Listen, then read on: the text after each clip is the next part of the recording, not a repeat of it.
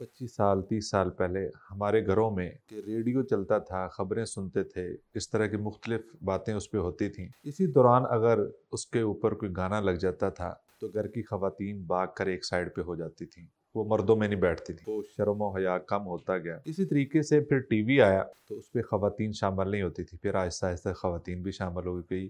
जितनी भी फोहश हों, जिस तरह की मर्जी वो पब्लिसिटी के ऐड हों, वो सब के सामने चल रहे होते हैं, किसी को महसूस ही नहीं होता। फाहिश मवाद की बाकायदा डेडिकेटेड वेबसाइट्स हैं, उनका आम हो जाना, मोबाइलों की शक्ल में हर आदमी की हर चीज़ पे एक्सेस है और इतनी आसान है कि अब पकड़े जाने का भी कोई ख़दशा नहीं है, सिवाय जो पकड़ आखिर में हो जानी है सिवाय उसके। यकीन करें कि अंदाज़ा लगा नहीं सकते हम आप कि इसमें सिर्फ मर्द नहीं मुब्तला, इसमें नौजवान भी, बच्चे भी, ख़वातीन भी, पूरा टब्बर ही आवा ही बिगड़े हुआ है। जी हाँ जी। ये हालात है हमारे। अगर कोई बंदा अपने आप को प्रोडक्टिव काम में लगा लेगा तो उसके पास टाइम ही नहीं होगा कि वो इस काम में पड़े। हज़रत उमर रज़ी अल्लाह ताला अन्हु की कोई वाक़यात सुनाए, हज़रत उस्मान गनी अल्लाह ताला अन्हु के वाक़यात से सीरत उनकी भरी पड़ी है ताकि बच्चों के अंदर दीन का शौक़ पैदा हो। जब दीन का शौक़ पैदा होगा ना, वो किसी न किसी की जाके अपने स्कूल में या कॉलेज में या अपनी यूनिवर्सिटी में किसी न किसी की कुछ ना कुछ तरबियत कर सकेंगे। बिस्मिल्लाहिर्रहमानिर्रहीम। अस्सलाम वालेकुम नाज़रीन मोहतरम, मैं हूँ आपका मेज़बान सईद फ़ारूकी। कुछ अर्सा पहले, आप समझ लें 25 साल 30 साल पहले हमारे घरों में हमारे बड़े ये बताते हैं कि रेडियो चलता था, ख़बरें सुनते थे, इस तरह की मुख्तलिफ बातें उस पर होती थीं। इसी दौरान अगर उसके ऊपर कोई गाना लग जाता था तो घर की ख़वातीन भाग कर एक साइड पे हो जाती थीं। वो मर्दों में नहीं बैठती थीं। फिर आहिस्ता आहिस्ता वो शर्म व हया कम होता गया और एक ही जगह बैठकर वो हर तरह के गाना सुना जाता था, कोई शर्म महसूस नहीं होती थी। इसी तरीके से फिर टीवी आया तो शुरू में कोई ख़ास ख़बरें ही उस पर देखी जाती थी। इस तरह अगर कोई ड्रामा चलता था तो उस पर ख़वातीन शामिल नहीं होती थी। फिर आहिस्ता आहिस्ता ख़वातीन भी शामिल हो गई। बाप बेटी का और बहन भाइयों का आपस में शर्म कम महसूस होने लगी। ये वक्त गुज़रता गया और अब ये सूरत हाल है कि हर तरह की जितनी भी फोहश हों, जिस तरह की मर्ज़ी वो पब्लिसिटी के ऐड हों, वो सब के सामने चल रहे होते हैं, किसी को महसूस ही नहीं होता। और अब उससे अगला कदम ये है कि हम सोशल मीडिया पे देखते हैं कि बच्चे, ख़वातीन, हर तरह की वीडियोज़ चल रही हैं, कोई महसूस नहीं होता घर वालों में। ये आहिस्ता आहिस्ता ये कौम किस तरफ जा रही है और यहाँ तक कि अब पोर्न एडिक्शन जो है इस कदर ज़्यादा है कि नौजवानों की सूरत हाल इतनी अबतर है कि आप रोज़ नए वाक़यात इसी वजह से सुनते हैं। इस हवाले से आज गुफ्तगू करेंगे। हमारे मोअज़्ज़ज़ मेहमान डॉक्टर उज़ैर सुरैया साहब मौजूद हैं। आपको अल्लाह ने ये मौका दिया है इस दौर के अंदर, इतना मुताला शायद मैंने कम ही किसी डॉक्टर को करते हुए देखा है। आप इनके बारे में इनसे कोई भी बात कर लेंगे, इनके पास वसी ज़ख़ायर मौजूद होते हैं मालूमात के। अल्लाह पाक इनको सलामत रखें। इस तरह अब्दुल्ला सलीम भाई, ये हमारे एक बिजनेसमैन हैं और मुआशरे पे गहरी नज़र है इनके भी। इनसे हम बात करेंगे। डॉक्टर साहब, ये जो मैंने बात की है कि हमारे नौजवान नस्ल, बल्कि अब तो कोई उम्र का भी कोई लिहाज नहीं है कि हम कहाँ तक फोहश वीडियोज़ और फोहश फ़िल्में, और ये इतनी लत पड़ चुकी है और इसके लिए बाकायदा अब ट्रेनिंगें दी जाती है किस तरह हम इस नशे से हटाई जाएं। तो इस हवाले से आपका इल्म और आपका मुशाहिदा क्या कहता है? अच्छा सईद भाई, आपने एक तो बड़ी खूबसूरत तमहीद बांधी है। इसमें मुझे भी एक बचपन का वाक़या याद आ गया। बचपन में जब हम मैच देखते थे ना क्रिकेट के, तो कभी कभार मैच होना न्यूजीलैंड में, ऑस्ट्रेलिया में या वेस्ट इंडीज़ में। हाँ जी।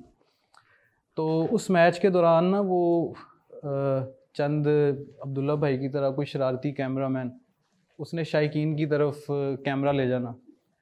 तो अभी भी हमें याद है कि वो ना परेशान हो जाते थे सारे लोग और कमरे में ना एक सरासीमगी का आलम होता था कि यार ये क्या बदमज़गी आ जाती थी कि ये क्या आ गया है। अब आहिस्ता आहिस्ता जो सिचुएशन हुकूमत भी करती थी, टीवी वाले आगे एक ऐड लगा देते थे, हाँ स्क्रीन लगा देते थे। बिल्कुल। और यानी उनको भी, पूरे माशरे को या पूरे समाज को ना एक सेंसिटिविटी थी इस हवाले से। ये जो आपने लफ्ज़ यूज़ किया ना कि आहिस्ता आहिस्ता हम कहाँ जा रहे हैं, इसके लिए अंग्रेज़ी का जो लफ्ज़ है, इस सेंसिटिविटी से एक डीसेंसिटाइज होने का एक लफ्ज़ है ये जो मुसलसल इंसानी जिस्म की जो बेजा नुमाइश और इससे जो हसासियत जो धीरे धीरे ख़त्म करने का जो अमल है ना, डिसेंसिटाइज़ करने का लोगों को, ये एक सिस्टमेटिक तरीके के साथ पूरी एक सोची समझी जो है ना वो आप उस मामले के तहत इसको कंडक्ट किया गया। ये ऐसे लगता है कि अगर आप पिछले 20 साल का रिकॉर्ड निकाल लें तो एक एक स्टेप से आप शुरू करते जाएं। केबल का आना, फिर उसके बाद सोशल मीडिया का एंट्री करना सिनेरियो के अंदर, फिर सोशल मीडिया की एंट्री करने के बाद सोशल मीडिया एप्लीकेशंस जो इस वक्त सब लोगों को नाम मालूम है उनके कि उसमें क्या चलता है, और फिर उसके बाद जो फाहिश मवाद की बाकायदा डेडिकेटेड वेबसाइट्स हैं उनका आम हो जाना, और ना सिर्फ उनका आम हो जाना बल्कि आज से 10-12 साल पहले एक रिवाज इंटरनेट कैफ़ेज़ का आया था। लोग पहले मखसूस जगहों पे जाके उन जगहों पे इन चीज़ों को एक्सेस किया करते थे। उन्होंने कहा कि यार इसमें तो ख़तरा है, लोग एक्सपोज भी हो जाते हैं। अब उन्होंने वो सारे मामलात हमारे हाथों में दे दिए।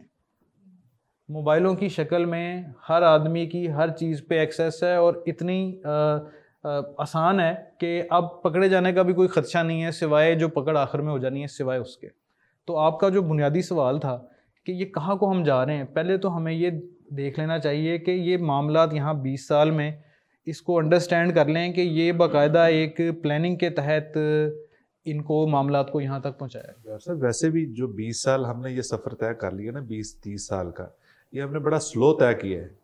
लेकिन अगला सफ़र जो है ना, ये तो जो हमने 20 साल में तय किया वो 1 साल में तय हो रहा है। ऐसा ही है, स्पीड इसकी बहुत तेज़ी से बढ़ गई, बहुत तेज़ी से बढ़ी, कोई शक नहीं। और इसी तरीके से डॉक्टर साहब, मैं एक प्रोफेसर टाइम बी शायद ये नाम था, उनके ये कॉल पढ़ रहा था। उन्होंने कहा मैंने 30 कौमों की तहजीब व सकाफ़त का मुताला किया। मैंने उन कौमों के अंदर एक चीज़ ही उसके पर बड़ा गौर किया है, वो है ये थी कि जिन कौमों के अंदर हया, शर्म व हया और अपनी शहवत को कंट्रोल में रखा है, उन कौमों का बका भी बहुत देर पा रहा है, उन कौमों की हुक्मरानी भी देर पा रही है। जिन कौमों के अंदर शहवत पे काबू नहीं रहा और जो जिनसी तलज़्ज़ुज़ है ये बढ़ गया हद से, वो कौमें भी बर्बाद हो गई और वो ग़ुलाम भी बनी रही हैं। इस हवाले से आप क्या कहते हैं? कि मैं बिल्कुल इस तजज़िये के साथ इत्तफ़ाक़ करता हूँ और इसमें एक चीज़ का इजाफ़ा बड़ा ज़रूरी समझता हूँ। जो स्कॉलर है ना बाकायदा इस सारे मामले के, वो इसको इस नज़र से देखते हैं कि जो जिनसी तवानाई है ना, वो इंसान के अंदर की चंद एक बुनियादी और बड़ी तवानाइयों में से एक है। जिनसी तवानाई का जो मस्बत इस्तेमाल, इसको तवानाई को चैनल करके इसको एक सही समत दे के तो तरक्की कर जाने वाले जो कौमें हैं ना, वो आपको एक तरफ नज़र आती हैं, और जो बेरार रवी में पढ़ के और अपनी डायरेक्शन को लूज़ करके जो ग़ुलाम बनने वाली कौमें हैं वो दूसरी तरफ नज़र आती हैं। आप ये देखें कि जो ये ममालिक हैं जो सारी इस पूरी एक जो वबा है जहाँ से ये सारा मवाद और ये सारी टेक्नोलॉजी आनी शुरू हुई है, उन लोगों ने अपनी इस सारी चीज़ को कंट्रोल करने के लिए या इसको एक कैलकुलेटेड तरीके से करने के लिए उन्होंने निज़ाम बनाया हुआ है वीकेंड का। ये मैं वहाँ पे हमारे बहुत सारे दोस्त हैं और ये बड़ी कॉमन नॉलेज है कि जो उनका वर्क एथिक है खुसूसन यूरोपी कौमों का, वो ये है कि वो कहते हैं कि जी 5 दिन हमने काम करना है और काम के अलावा कुछ नहीं सोचना, और 2 दिन हमने जो इस काम के लिए ना, इस मामले के लिए और इस तवानाई के जो है ना वो अखराज के लिए वो हमने मुकर्रर कर लिए। उन लोगों ने जहाँ से ये सारा कुछ ओरिजिन हुआ है, जिसकी स्टार्टिंग हुई है, उन्होंने अपना मामला ऐसे बंदोबस्त कर लिया कि वो 5 दिन काम के लिए डेडिकेट कर दिए और 2 दिन उन्होंने कहा कि हम खुल के खेलेंगे। जब वहाँ से ये चीज़ सारी की सारी इधर इम्पोर्ट हुई तो ये जो समाज या ये मुआशरा जो था इसकी बिल्कुल बनत और तरीके से थी। इधर वो मामला हो ही नहीं सकता था। अब हो क्या रहा है कि इस सारी वबा के नतीजे में लोग जो है ना वो एक ज्वालामुखी बने हुए जो है ना वो फटने को फिर रहे हैं तैयार, वो बम बने हुए हैं और किसी का कुछ पता नहीं है कि ये बंदा कहाँ को किस तरह जाएगा। ये जो वाक़यात आप देखते हैं, मोटरवे का जो केस हुआ था, जी जी, फिर आप देखते हैं कि जो बच्चों के साथ वाक़यात हो रहे हैं, फिर आप ये देखते हैं कि ऐसे ऐसे खौफनाक वाक़यात हैं। और आपको पिछले ही दिनों हमने एक प्रोग्राम भी किया था जो इंडिया के अंदर एक वाक़या हुआ था। ये जो समाज हैं हमारे मशरकी समाज, वहाँ पे जब ये कल्चर इम्पोर्ट होके आया तो इसने क्या तबाहकारियाँ की। मेरा ख्याल है कि ये ज़बान हाल से हमें ये मालूम होता जा रहा है, जैसे आपने पूछा। बहुत शुक्रिया जी अब्दुल्ला भाई। देखिए, इस्लाम बड़ा प्यारा मज़हब है। नबी सल्लल्लाहु अलैहि वसल्लम ने इज़्ज़त की हिफाजत मर्द की भी की है, औरत की भी की है। और इसमें इस चीज़ का हल जो है वो बड़ा आसान तरीके से इस्लाम ने बताया है। सबसे पहले तो शर्म व हया का पूरा एक चैप्टर है इस्लाम के अंदर। दूसरा जो है वो ये है कि निकाह को आम करो और आसान करो। इस हवाले से हमारे यहाँ मसला ये है कि हमारा निकाह बड़ा ही मुश्किल है और हमारी बुराई बहुत ही सस्ती है। बिल्कुल बिल्कुल बिल्कुल। तो इस हवाले से आपकी क्या राय है? बिस्मिल्लाहिर्रहमानिर्रहीम।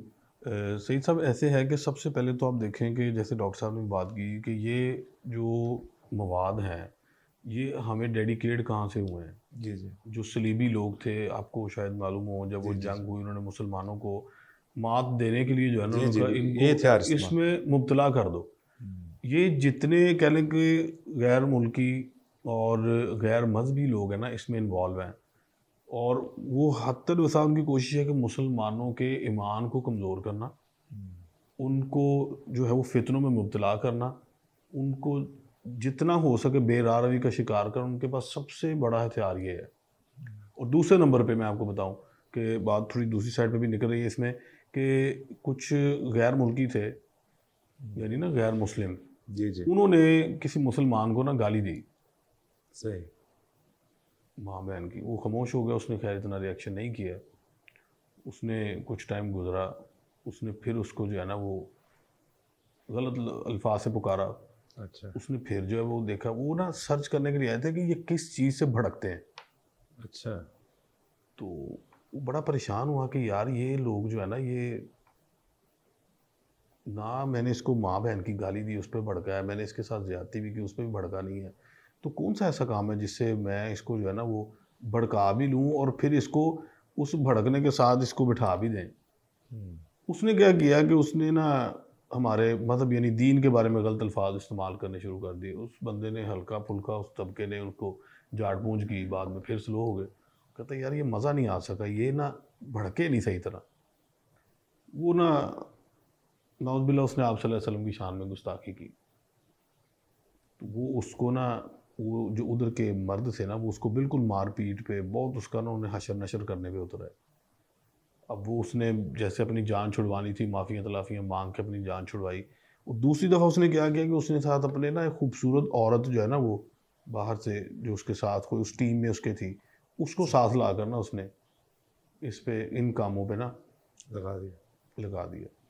अब उसने देखा कि यार ये लोग जो है ना अगर टूट जाते हैं ना, ये लोग इस चीज़ में आके ही टूटते हैं सिर्फ। यानी इनको ऐसी फौज चीज़ों में मुब्तला कर दो, इस नशे में डाल दो इस कौम को किसी चीज़ की होश नहीं रहेगी।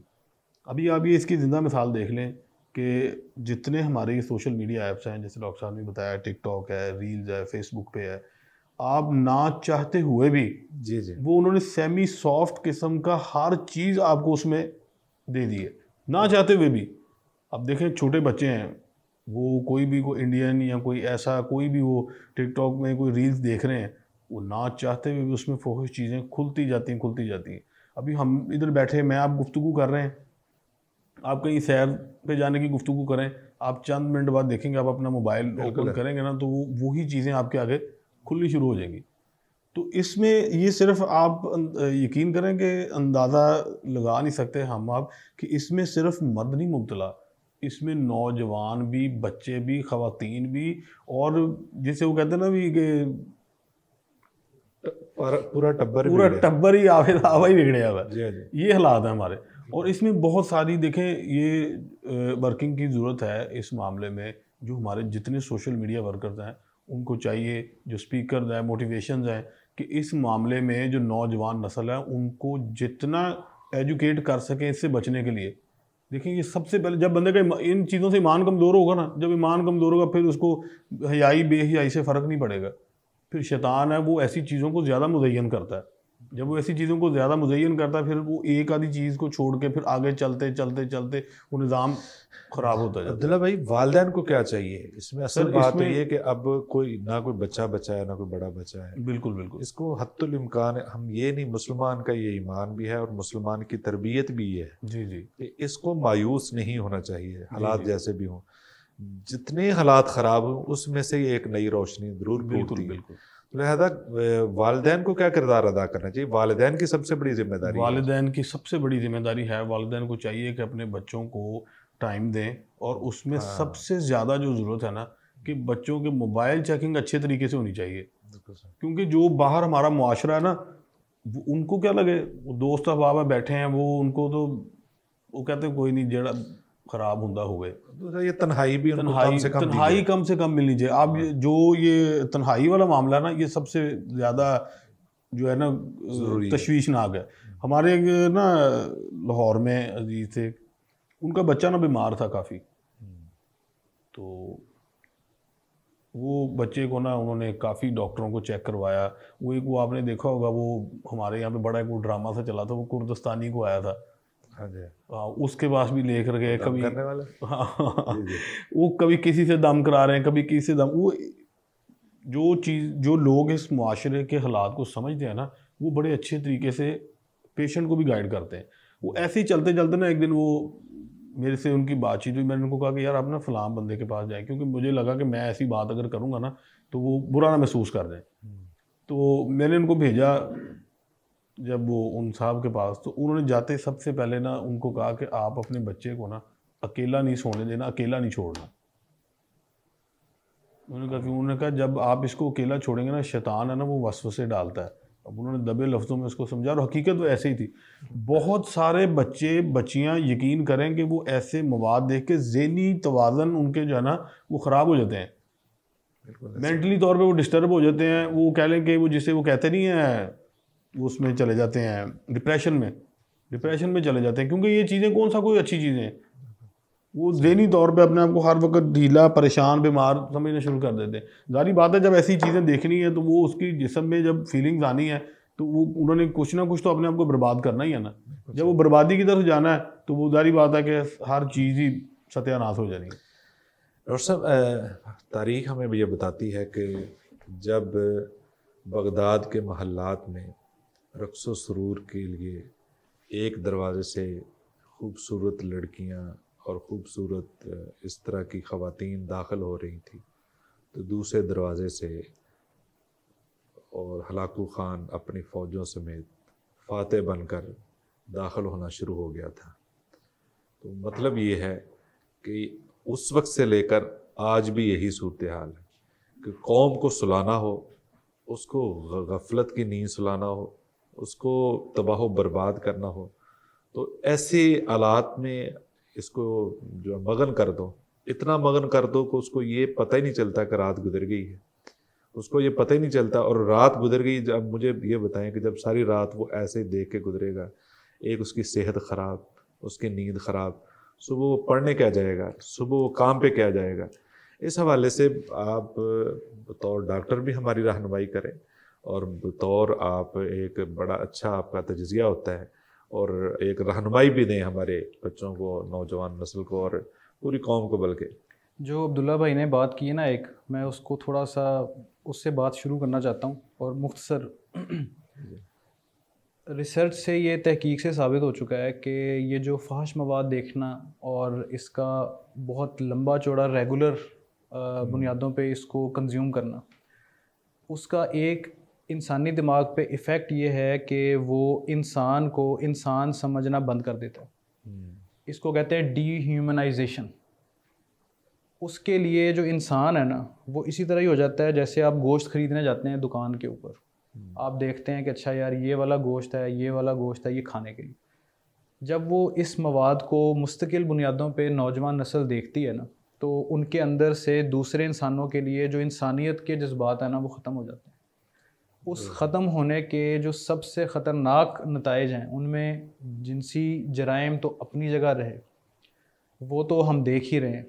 सबसे अहम बात ये होती है कि अपने आप के लिए भी, जैसे इन्होंने कहा ना कि वो बच्चे बीमार हो रहे हैं, जी चूँकि जब आपने इंसान को इंसान नहीं समझना तो अल्टीमेटली आपने अपने आप को भी इस काबिल नहीं समझना कि मैं कोई ऐसी कोई शय हूँ या ऐसी कोई मखलूक हूँ जिसकी केयर होनी चाहिए। बिल्कुल। वो अपनी केयर से भी जाता रहेगा।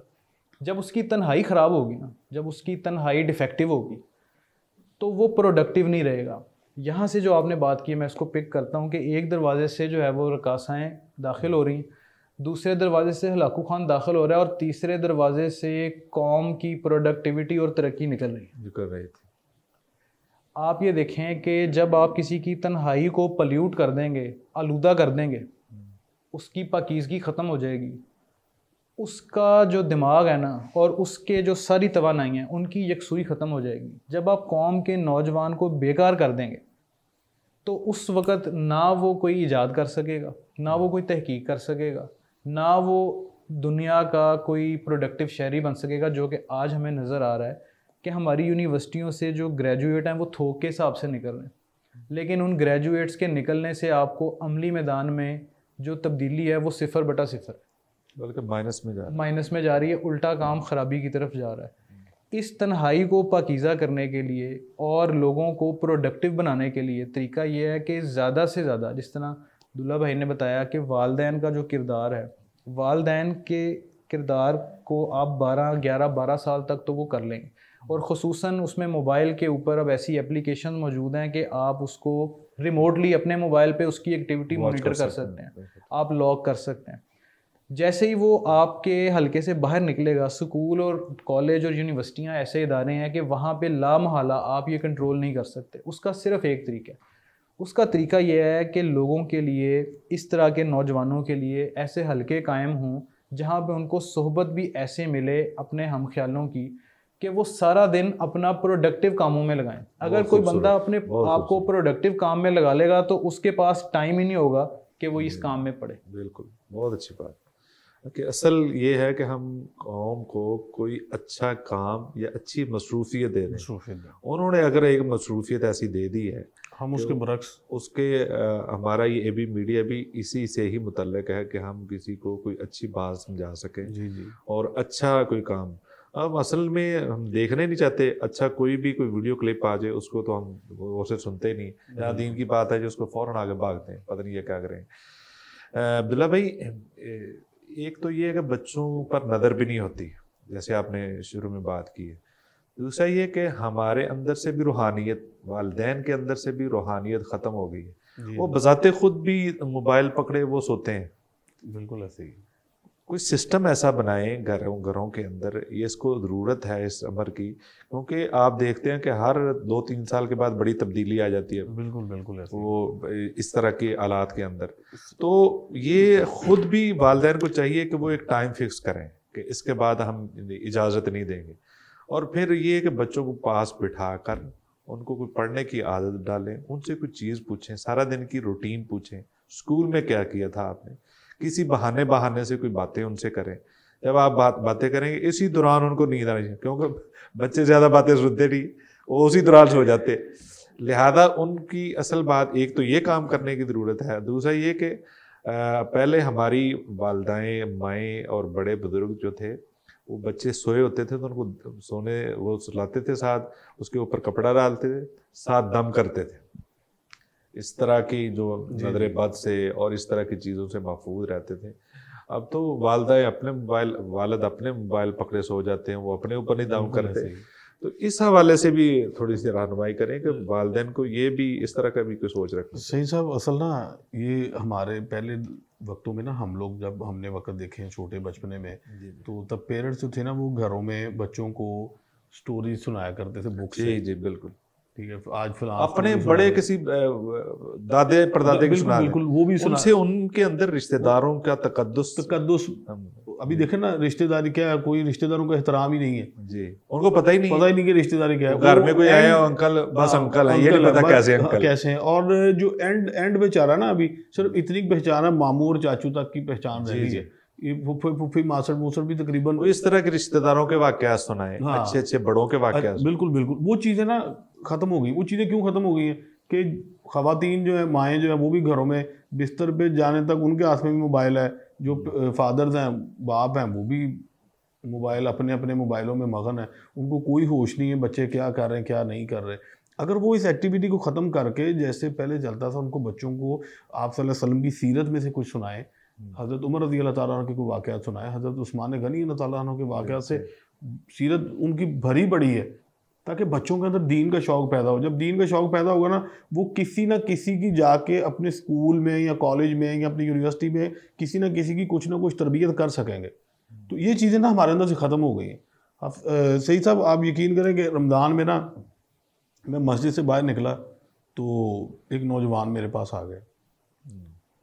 आप यकीन करें कि मेरे ना 2 मिनट के अंदर उस बच्चे की बातें सुन के ना, जैसे बंदे के वो रोंगटे खड़े हो जाते हैं ना, वो खड़े हो गए। वो कहता है कि मैं इसी ये फोहश मवाद में अब सब मुब्तला हो गया हूँ, मुझे कुछ ऐसी चीज़ बताएं कि जिससे मैं इससे निकल सकूँ। मैं इतना तंग पड़ गया हूँ कि मुझे इस चीज़ों को देखे बगैर सुकून भी नहीं मिलता, और नशा लग गया, जैसे नशा होता है ना, एक नशे लग गया। मैं इतना परेशान हूँ कि मैं आपको बता नहीं सकता कि मैं मस्जिद में अब आया हूँ नमाज़ पढ़ने भी, तो मेरा जो है ना वो ख्यालात और ध्यान सारा उस तरफ ही है। तो मैंने उसको कहा कि यार आप सबसे पहले ना घर जाएं, जाके अपने आप को गुस्ल अच्छे से करें, और अल्लाह के आगे, जैसे आप इधर आप रो रहे हो ना मुझे भी ये बताते हुए, आप ऐसे 2 नफल पढ़ के अल्लाह के आगे सजदे में ऐसे रो के अल्लाह से तौबा करो, ताकि आपकी इस चीज़ से जान छूट सके। ये बहुत सारे लोग, आप यकीन करें कि आप सब इसमें, कई सब ख़वातीन भी इसमें शुमार हैं, नौजवान ख़वातीन भी, और बुरे हालात हैं। लोग जैसे इस दलदल में धंसे हुए हैं। बिल्कुल। बस अल्लाह पाक हम सब का जो है ना वो इसमें। डॉक्टर साहब, आप माशाल्लाह इस दौर में, मैंने बहुत सारे डॉक्टर हमारे दोस्त भी हैं आपकी तरह, और हम देखते भी हैं वो अपने एक पेशे से ही मुतल्लक है। आप माशाल्लाह इस दौरान कैसे स्टडी के लिए इतना वक्त निकालें? आप कोई अपना ही कुलिया बता दें, शायद किसी के काम आ जाए। आपको ये शौक़ कैसे और कैसे वक्त निकालते हैं, क्या रूटीन बनाई आप? मैं आपको अपने से बड़ी जो है ना एक मिसाल देता हूँ। आजकल एक बड़ा मशहूर ऑथर है तो वो हमारे नज़रियात से 180 डिग्री उलट है, लेकिन उसका इस वक्त दुनिया के ऊपर ना बड़ा इम्पैक्ट है। युवाल नोआ हरारी, उसकी बड़ी मशहूर कुतब हैं, और इस वक्त वो तकरीबन 100 बाअसर तरीन जो दुनिया के मुफक्रीन हैं ना उनमें शामिल है।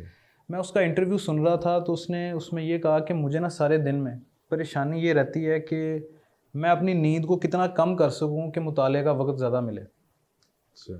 और इस परेशानी का हल मैंने मुख्तलिफ उसने तरीके बताए हुए थे कि मैं कैसे करता हूँ। तो उन्होंने उससे पूछा कि आपका जो कंटेंट है, जो आप किताबों में लिखते हैं, आपके इंटरव्यूज़ हैं और ये हैं, लोग इसको इतना देखते हैं, इसकी इतनी स्क्रीन है और इसकी इतने व्यूज़ हैं, तो आपका स्क्रीन टाइम कितना है? तो उन्होंने ये कहा कि मेरे पास इस वक्त घर में मेरे पूरे इस इतने मीटर के रेडियस में कोई स्क्रीन मौजूद नहीं। अच्छा।